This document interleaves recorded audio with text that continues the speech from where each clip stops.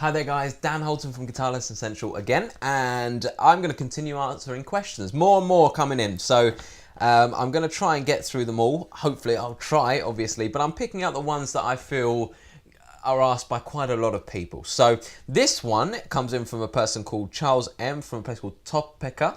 Don't know where that is. US, I think.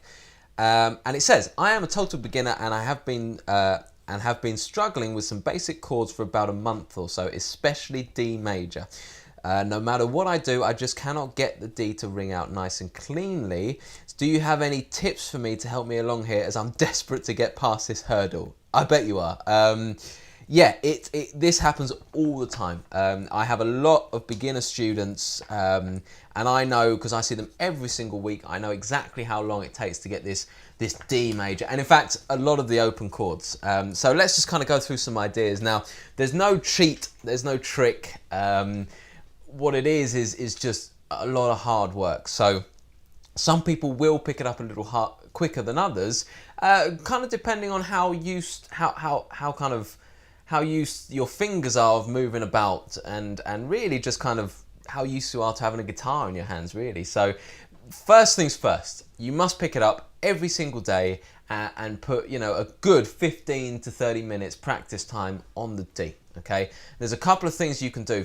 I would break that practice time down into two things. One, fretting it, just simply trying to get your fingers comfortable in a position where you're ringing out all the notes.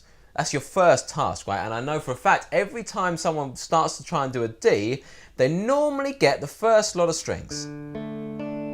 And then, dead here, gone. And it happens I don't think I've ever met one person that's got them all in one go straight away. So your first job is to try and simply work out with your fingers, because you can see big, small, really chunky kind of fingers, and it's going to be different for everyone, but there's a few little tips that might help along.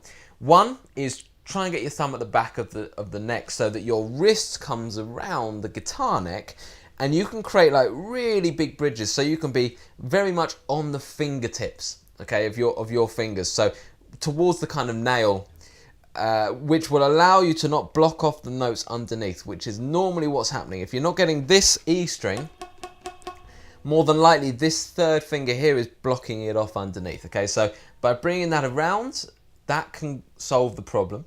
Another thing can be simply pressure. Pressure's not quite there. Make sure your fingers are right on the edge of every single fret, okay? So not back here. That's not gonna help. You're gonna get a lot of buzz. Right on the kind of, in my instance, on the right edge of the frets, because I'm playing a normal guitar. If you're left-handed, vice versa. And those two elements will normally help, but it's still going to be a lot of kind of moving around, fiddling about. You might feel like you need to kind of, this finger can go slightly over the top of the string, and you're just going to have to sit there and just go back and forth on something, okay? Now, if you say you had a 30-minute session, I would divide it into, let's say for the first 10 minutes, just trying to work out how to get this D. So putting it on, pushing down as hard as you can, taking it off, giving your fingers a rest, trying again. You'll be surprised how much better it gets from the point of taking it off and putting it back on again 10 seconds later. It's crazy. The fingers just start remembering. Now, after that point, I think it's good to get a muscle memory kind of development thing on the go. And that's kind of simply taking a chord that you know very well. So let's say, for example, you knew E minor. Try and just change between E minor and D. And don't fuss very hard about how good or not it sounds, okay? Just get your fingers used to moving to that position, okay? And I tell you what, that does a really good job, because what's happening there is your fingers are getting more and more used to where they need to go, and quickly, because you're trying to change the chord, okay?